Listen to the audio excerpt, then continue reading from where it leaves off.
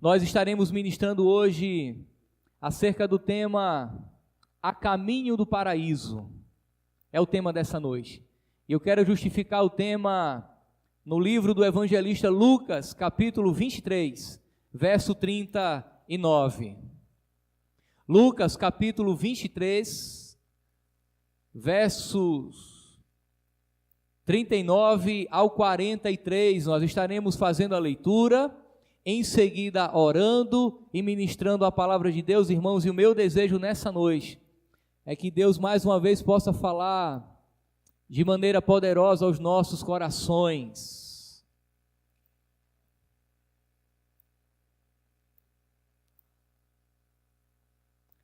Todos encontraram, diz assim a palavra de Deus.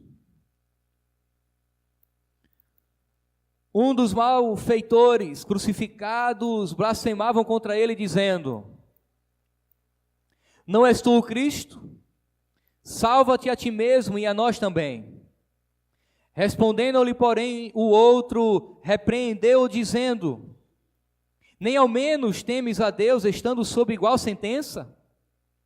Nós, na verdade, com justiça, porque recebemos o castigo que os nossos atos merecem.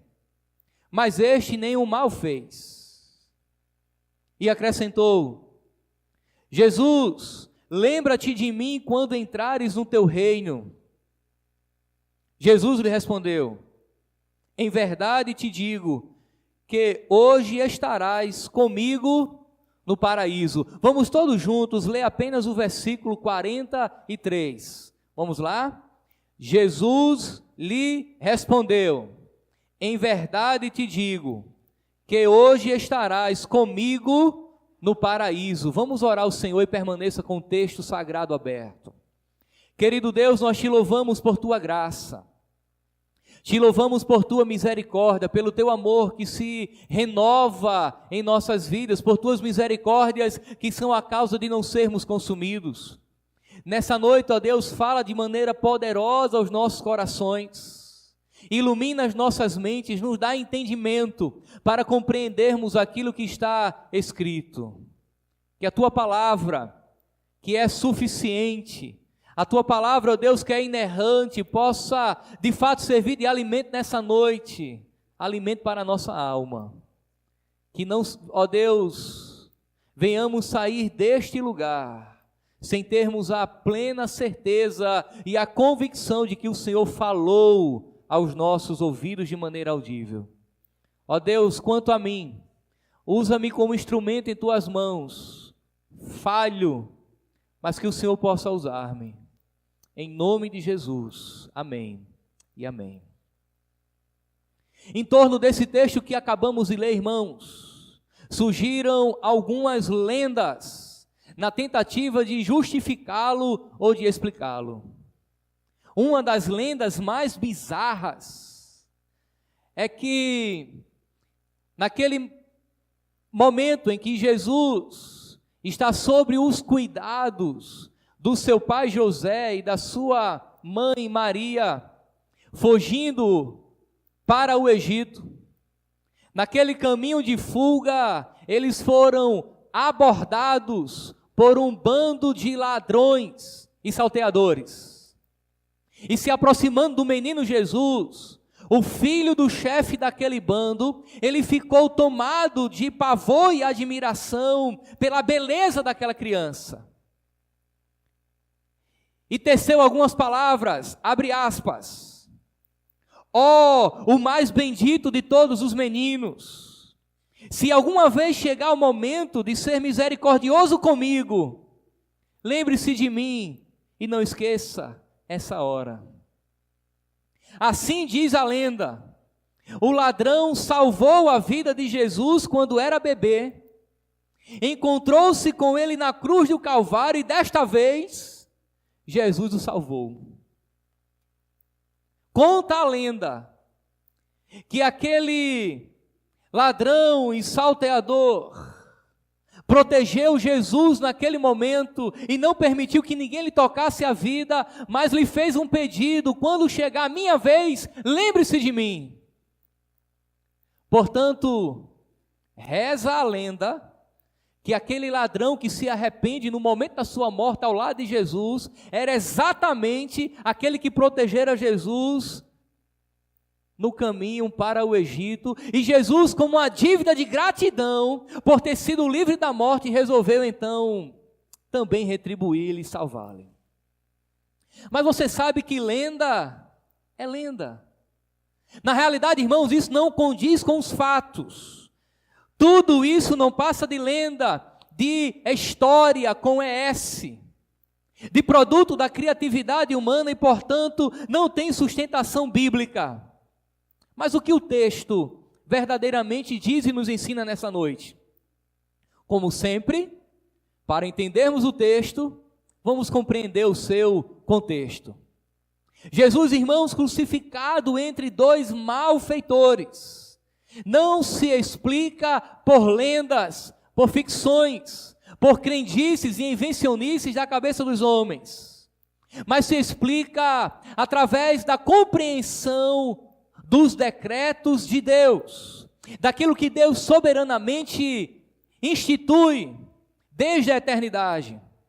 Falando sobre o servo sofredor, o profeta Isaías escreve em seu livro, capítulo 53, verso 12, parte B, ele diz: foi contado entre os transgressores, contudo, levou sobre si o pecado de muitos e pelos transgressores intercedeu. De maneira que você já compreende comigo que desde os anos passados, os profetas, aqueles homens usados por Deus, já havia profetizado que o agente messiânico, Jesus Cristo, morreria na cruz do Calvário para a remissão do pecado de pecadores, mas ele morreria entre os transgressores. Interessante que o próprio Jesus era plenamente consciente do cumprimento dessa profecia.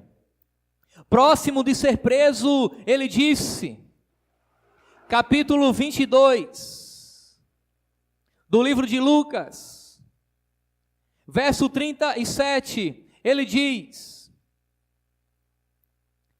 pois vos digo que importa que se cumpra em mim o que está escrito.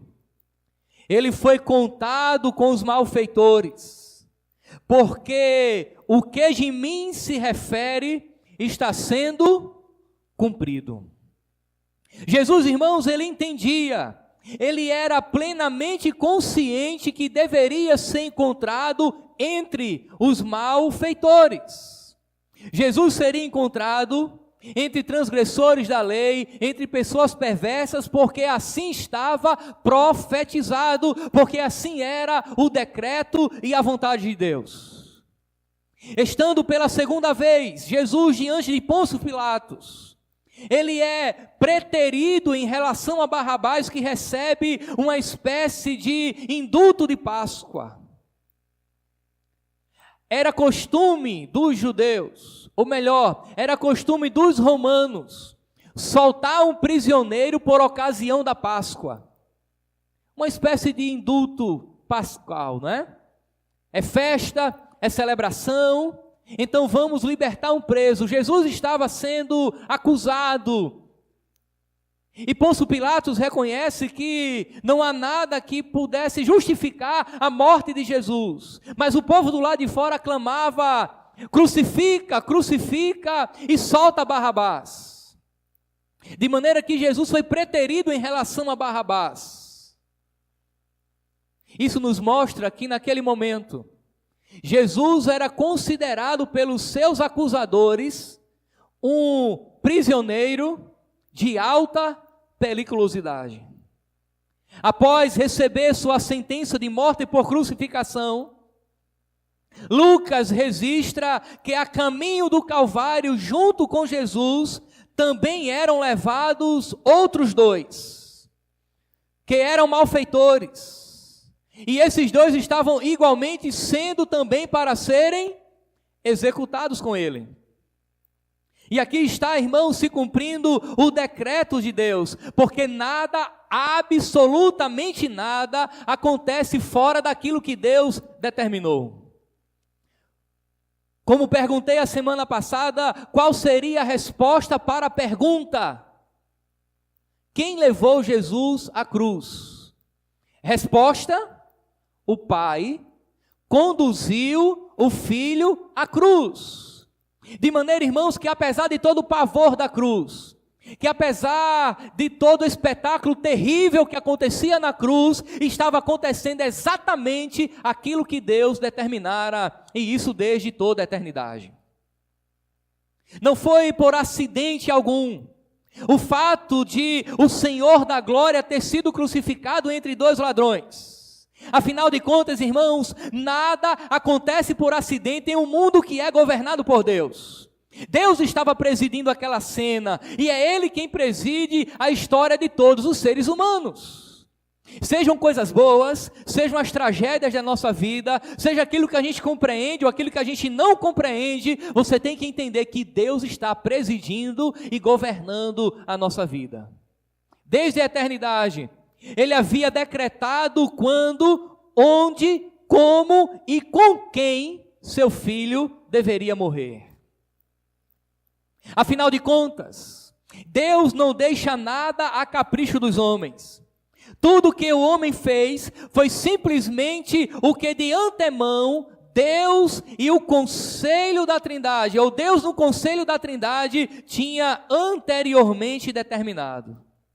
Por duas razões, o Pai enviou o Filho a morrer entre os malfeitores. Observe. A primeira razão é que era para demonstrar a profunda vergonha em que havia nascido. A primeira vinda de Jesus é uma vinda de humilhação, é um estado de humilhação. Em seu nascimento ele estava rodeado por animais, e agora na sua morte ele está sendo contado entre os perversos.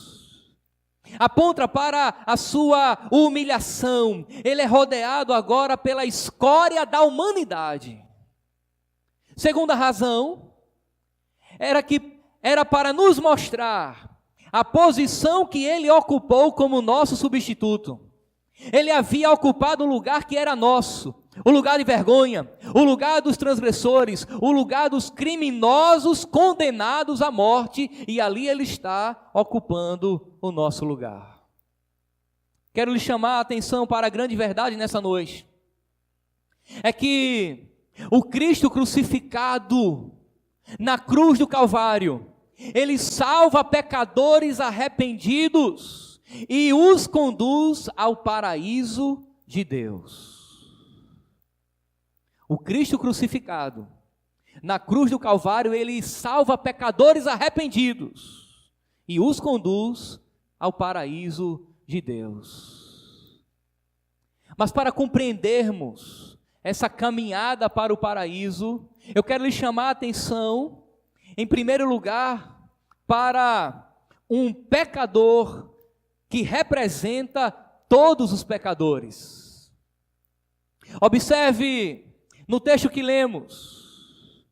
Primeiro, que não é correto achar que a conduta do ladrão que se arrepende era mais nobre do que a conduta do outro.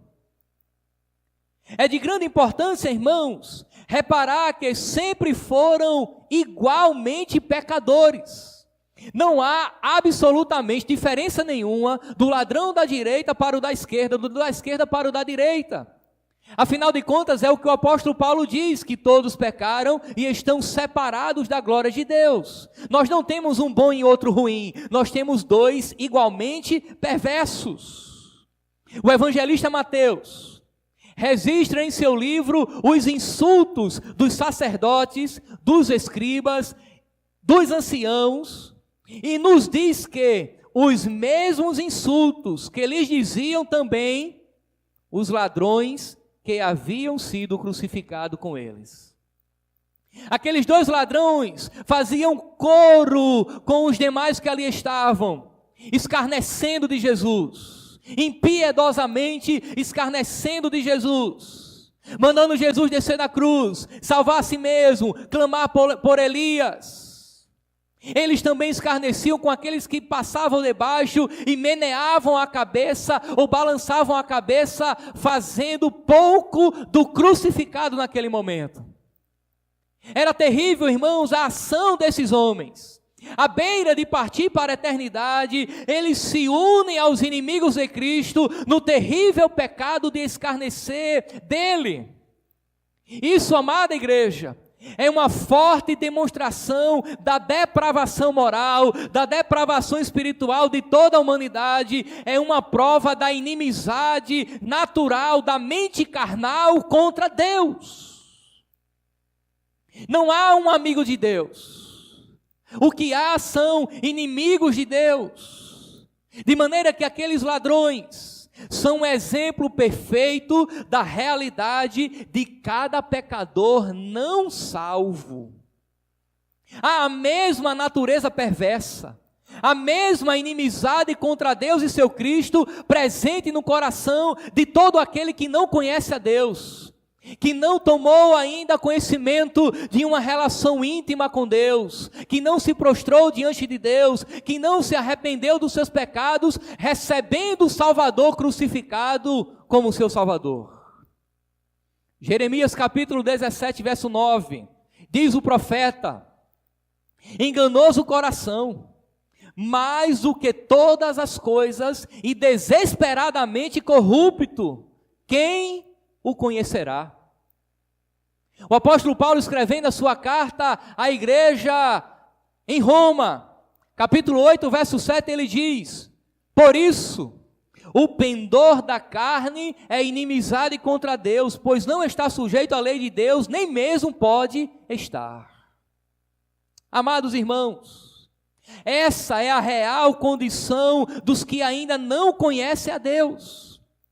É apenas quando nós somos levados a perceber nossa total corrupção e fraqueza que nos apresentamos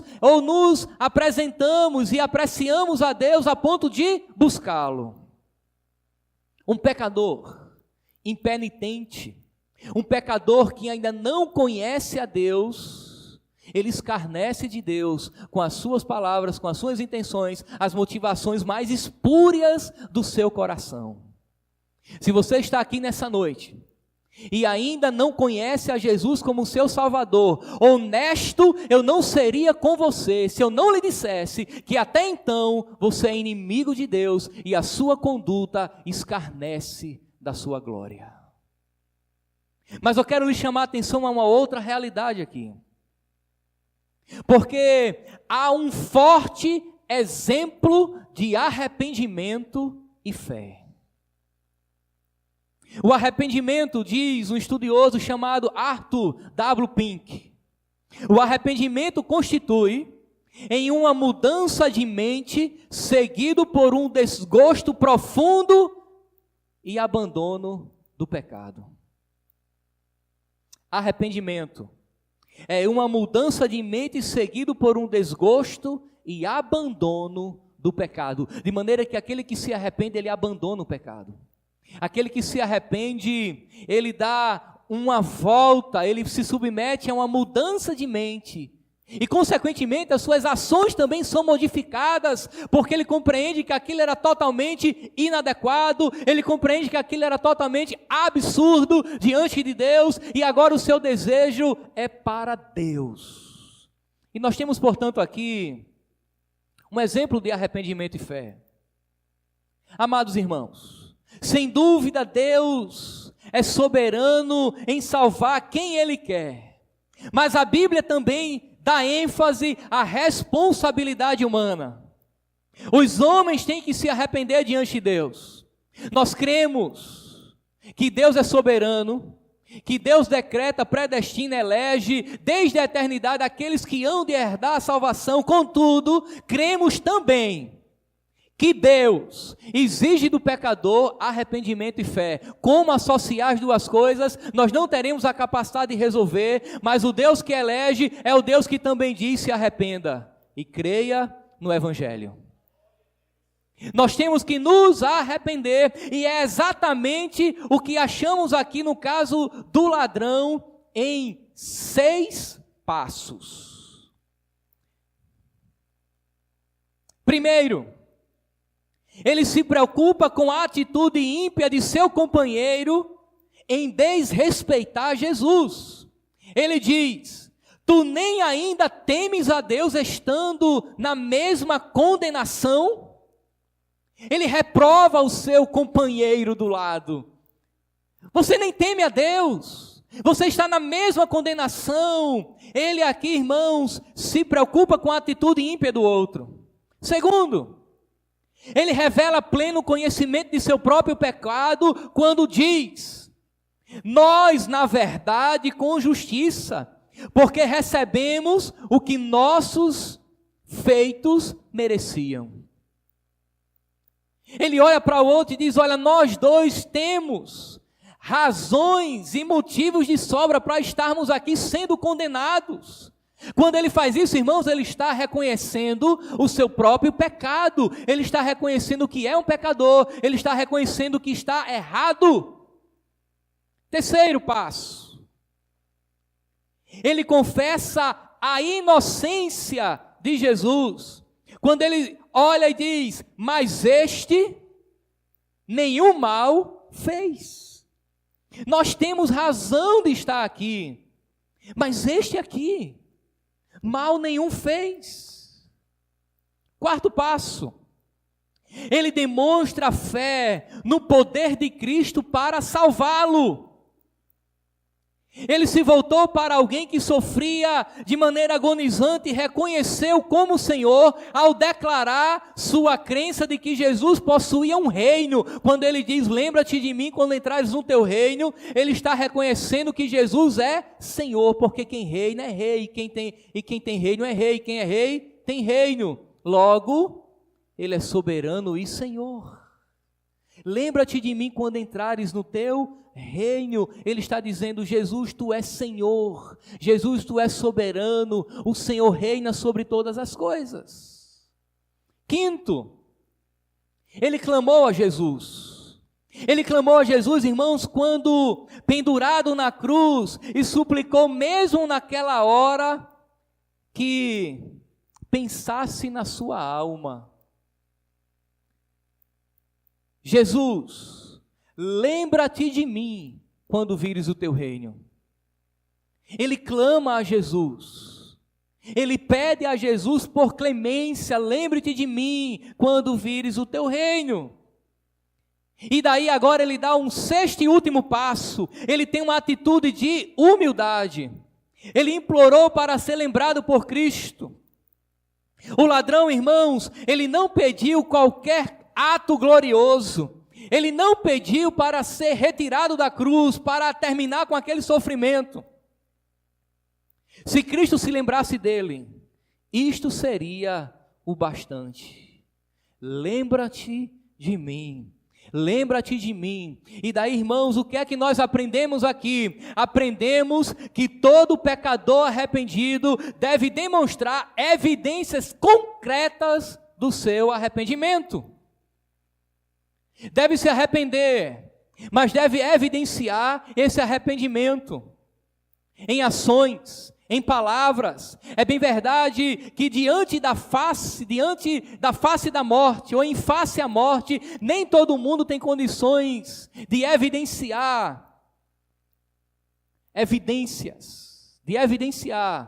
frutos de um verdadeiro arrependimento. Há pessoas que estão numa morte iminente, em estado terminal, reconhece o seu pecado, recebe Jesus como seu Salvador e morre, mas aquele homem, ele percebe que apesar da morte ser iminente, pode acontecer a qualquer momento. Mesmo assim, nos minutos, nos momentos que lhe restam, ele quer testemunhar de Cristo.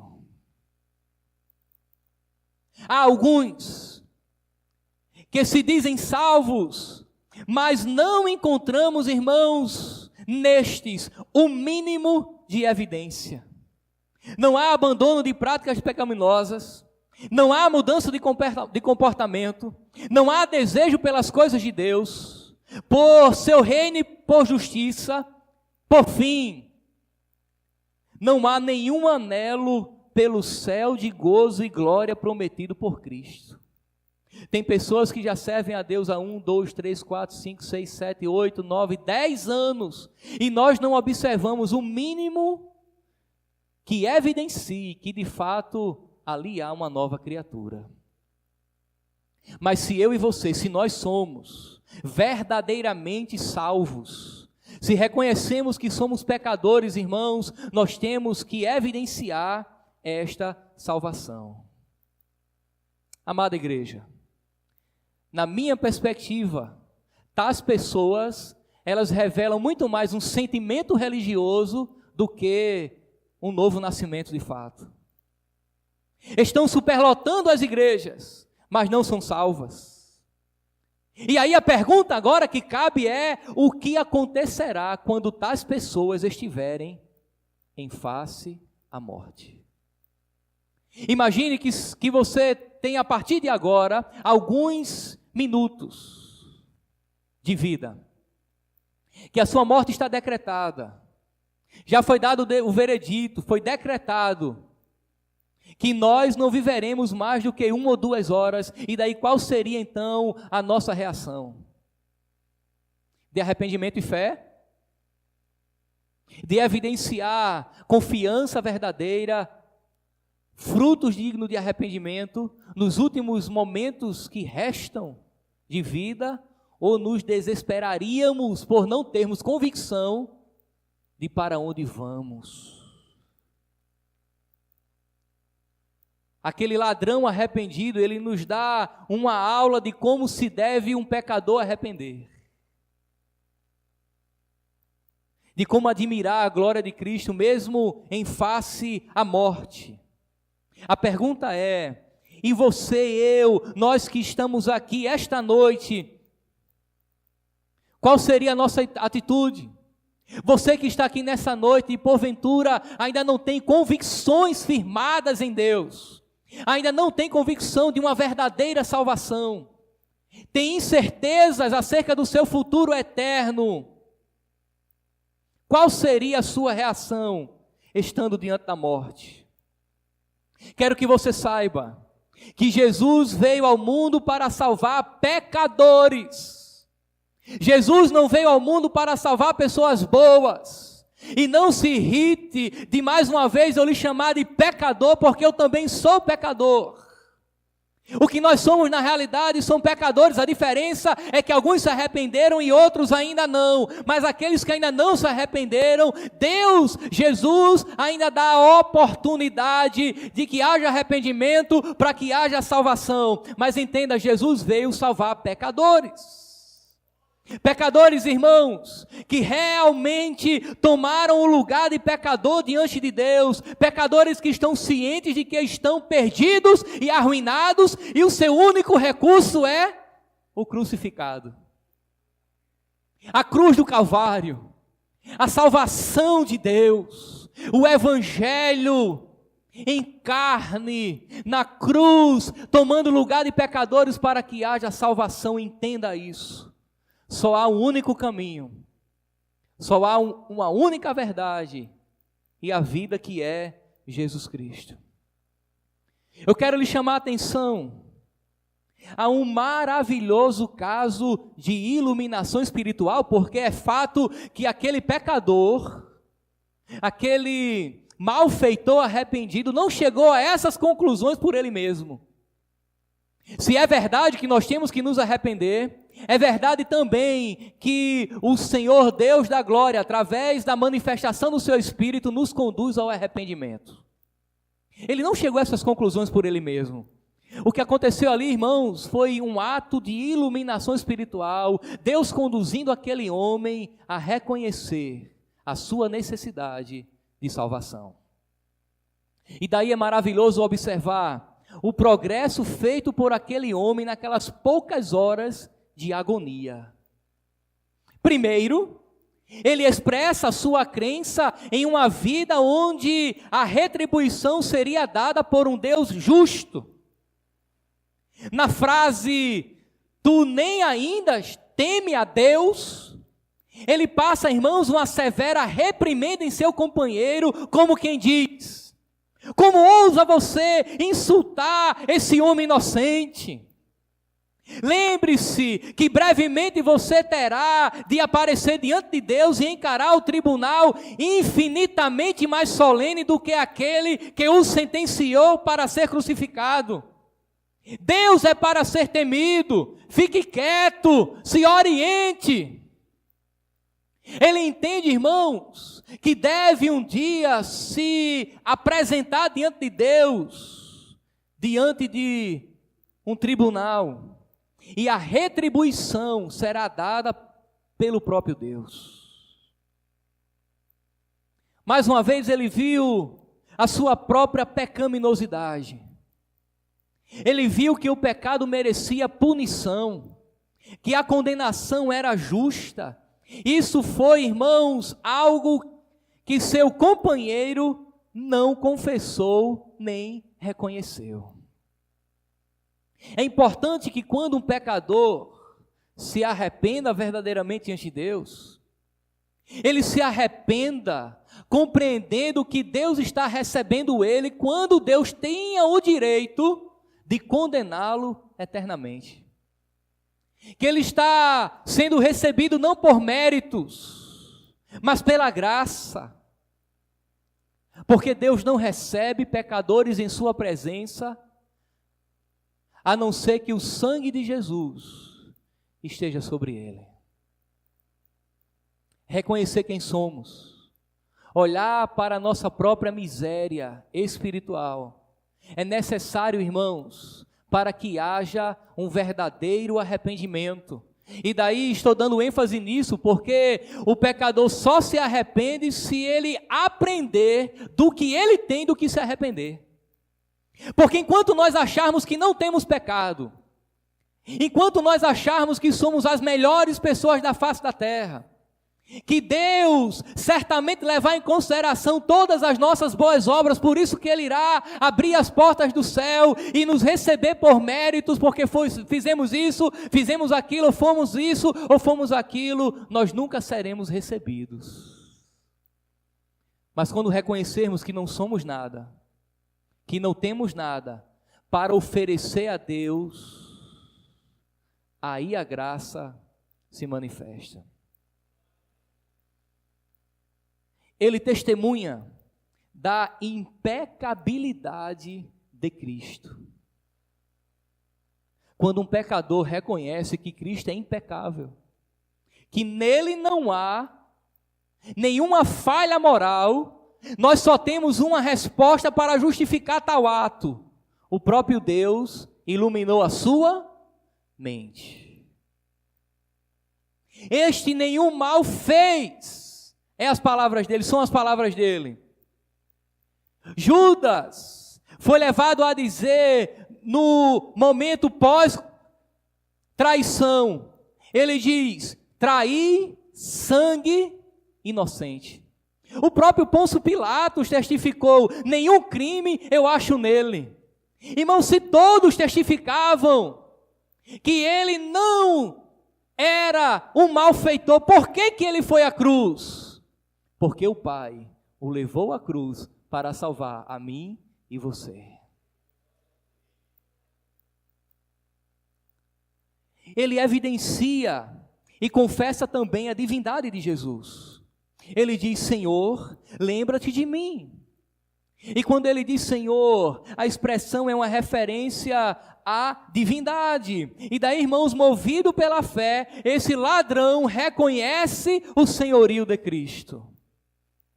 E agora, uma das coisas mais interessantes é que ele anseia pela segunda vinda de Cristo. É bem verdade que nós não podemos afirmar que ele compreendia todas essas coisas de maneira plena e exaustiva, mas em suas palavras, ele deseja que Jesus volte. Quando entrares, lembra-te de mim, quando entrares no teu reino. E aqui, irmãos, mesmo sem ter a compreensão exata de todas as coisas futuras, ele desejou o reino vindouro. De um reino vindouro, provavelmente ele compreendia. Porque nos parece que ele era judeu, uma vez que os romanos não condenavam outro cidadão romano à morte por crucificação. Considerando que este homem era judeu, ele conhecia muito bem a realidade do reino, as profecias, as expectativas de um reino vindouro. Então ele diz: Senhor, lembra-te de mim quando vires no teu reino. Sabe o que acontece aqui, irmãos? Ele viu além do sofrimento a glória. Sobre a cruz, o olho da fé detectou a coroa da vida eterna. E eu quero lhe chamar a atenção, porque isso acontece quando Deus abre o entendimento dos homens. Entre dois homens igualmente pecadores, em condições iguais de morte, o que faz com que um creia e o outro não? A resposta está na ação soberana de Deus, em iluminar a mente de um e de outro não, quando ele tinha o direito de rejeitar os dois assim, eternamente. Se você está entendendo o que eu estou falando nessa noite, aproveita a ocasião e glorifique a Deus no seu coração, porque é Deus que está iluminando a sua mente. Porque, irmãos, um pecador puramente através de sua razão e das motivações naturais do seu coração, ele não entende a realidade de Deus. Mas se você está compreendendo nessa noite, é porque Deus está trazendo luz à sua mente e certamente aquecendo o seu coração. Por fim, há uma última realidade aqui. Eu quero lhe chamar a atenção à condição de Cristo como Salvador. Naquele momento, as cruzes estavam separadas por um pequeno espaço, e não demorou para que o Salvador ouvisse o clamor do ladrão arrependido. Qual foi a resposta a isso? Ele poderia ter dito: você merece esse destino. É um assaltante malvado, portanto digno de morte, eu lhe rejeito. Mas Jesus, irmãos, prometera que o que vem a mim de maneira alguma eu lançarei fora. Aquele que o Pai lhe traz, ele não rejeita. Aos insultos lançados sobre ele pela multidão, o Senhor Jesus não prestou atenção. Ao desafio insolente dos sacerdotes para que ele descesse da cruz, ele não deu resposta alguma, mas a oração desse ladrão, contrito e confiante, ele atendeu. Ele atentou. E mesmo estando em luta naquele momento contra os poderes das trevas, contra os principados e potestades, ele suportou a terrível carga da culpa do seu povo, atendeu o clamor daquele homem. E daí, irmãos, eu quero que você entenda nessa noite, que um pecador nunca virá a Cristo sem ser aceito. Um pecador nunca virá a Cristo sem ser aceito. Todo aquele que vem é recebido. O Senhor Jesus é capaz de salvar perfeitamente aqueles que vêm a Ele. Essa, irmãos, foi a hora do sofrimento do Redentor. Quando o ladrão clamou: Senhor, lembra-te de mim. O Salvador estava em agonia no madeiro maldito, contudo ele teve poder para redimir essa alma da morte e lhe abrir os portais do paraíso. No momento em que você, em que eu, se nós nos curvamos diante do Senhor, no momento em que nós nos entregamos, o Senhor para nós abriu os portais do paraíso, de maneira que as últimas palavras daquele homem foram: em verdade te digo, que hoje estarás comigo no paraíso. E daí eu quero justificar o tema dessa noite: a caminho do paraíso. Nós estamos, irmãos, aqui peregrinando a caminho do paraíso. É interessante aqui porque a palavra paraíso é um termo persa que significa jardim murado.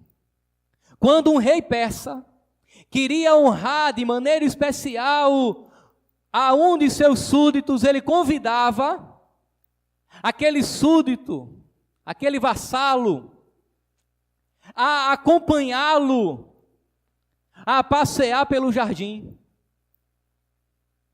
Era um convite real a ir ao paraíso do rei, ou ao jardim murado. Era uma honra para quem recebia, passear naquele jardim ao lado do rei. E daí, irmãos, quando o Senhor Jesus nos salvou, Ele nos convidou para passearmos nos jardins celestiais, ao lado dele, ao lado do Pai.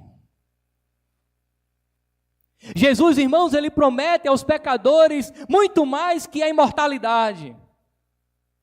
Promete-nos e promete a cada pecador o honroso posto de ser o seu acompanhante no jardim celeste, nos átrios do céu. Perceba que o que Jesus está fazendo aqui é uma espécie de retorno ao Éden. Porque era no Éden que Jesus, que Deus se revelava a Adão na viração de cada dia, e a Bíblia diz que ele passeava no jardim. E agora o pecado, irmãos, quebra tudo isso, arruína toda essa afinidade, essa relação de intimidade, mas em Cristo nós somos convocados novamente a passear com Deus no seu jardim. Há um paraíso para você. Há um céu de gozo e de glória, onde caminharemos com o nosso Senhor. A nossa vida aqui, irmãos, é uma realidade de peregrinação. Nós somos peregrinos nessa terra. Nós estamos aqui sem pertencermos aqui. Assim como para aquele pecador que nos últimos momentos de sua vida recebeu de Cristo a bênção da região celestial, eu quero dizer que há para você também. Há para cada pecador que aqui está um chamado para passear com o Rei no seu jardim, a retornar a um estado de perfeição, a retornar, irmãos, a um lugar onde não há pecado. E entenda uma coisa: o jardim, o céu que eu me refiro, o paraíso, é superior ao Éden. Porque a realidade que Adão viveu, o pecado era uma possibilidade e se tornou uma realidade. Mas quando chegarmos nas regiões celestiais, no paraíso de Deus, o pecado será uma impossibilidade real, uma impossibilidade moral. Não haverá mais queda, não haverá mais choro, não haverá mais pranto, não haverá mais dor. Haverá, irmãos, intimidade plena, e isso para todo sempre com o nosso Deus. E nada nos garante que aquele ladrão arrependido na última hora não vai estar lá para nos receber. E de repente ele pode dizer assim: que bom, você seguiu o meu exemplo, você ouviu o meu testemunho, você se arrependeu dos seus pecados, não apenas das suas ações, mas de quem você é. Você se arrependeu não apenas das suas ações, mas da sua natureza pecaminosa e perversa, das motivações inadequadas, espúrias da sua alma. E agora nós nos encontramos aqui. Eu quero concluir a mensagem dessa noite respondendo a seguinte pergunta: como a felicidade do céu é apresentada? E vou dar 3 respostas conclusivas. Primeira, o céu é apresentado como um lugar de prazer e deleite, o paraíso de Deus. É interessante que quando lemos lá no livro do Apocalipse, capítulo 2, verso 7, o texto diz assim: quem tem ouvidos, ouça o que o Espírito diz às igrejas. Ao vencedor, dar-lhe-ei que se alimente da árvore da vida, que se encontra no paraíso de Deus. É o lugar, irmãos, da restauração de tudo que o pecado nos fez perder. Você sabe o que é que Deus vai restituir na sua vida? Não é necessariamente coisas, bens materiais que perdemos nessa vida. O que Deus restaurará na nossa vida é a nossa intimidade, é a nossa comunhão, é o nosso prazer, é o nosso deleite, é a plena satisfação de estar diante dEle eternamente.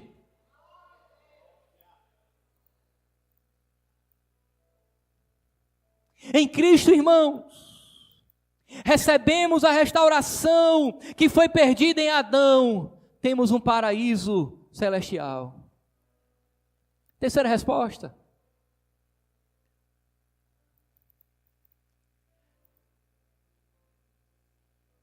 É que a felicidade do céu é apresentado como estar com Cristo. De maneira que essa é a nossa felicidade do céu. É ver Cristo, sentar-se com Cristo e compartilhar da glória de Cristo. É ver Jesus, é estar com Jesus, é compartilhar da glória de Jesus. E quando você compreende que Ele, de fato, é a nossa herança, nada nessa vida tem mais valor. Por fim, a Bíblia nos diz que essa realidade é desfrutada logo depois da morte. Ainda hoje estarás comigo no paraíso.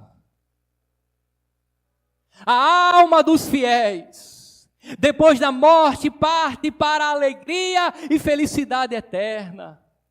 É por isso que para nós que estamos em Cristo, a morte é promoção. Você lembra das palavras do apóstolo Paulo? Para mim o viver é Cristo e o morrer é lucro. Mas por que para Paulo morrer era lucro? Porque viver era Cristo. A última pergunta. Viver para você é Cristo, meu irmão? Viver para você é Cristo, minha irmã? Se for, morrer é lucro. É pegar nas mãos do Senhor Jesus e caminhar no jardim celestial eternamente. Amém. Amém e amém.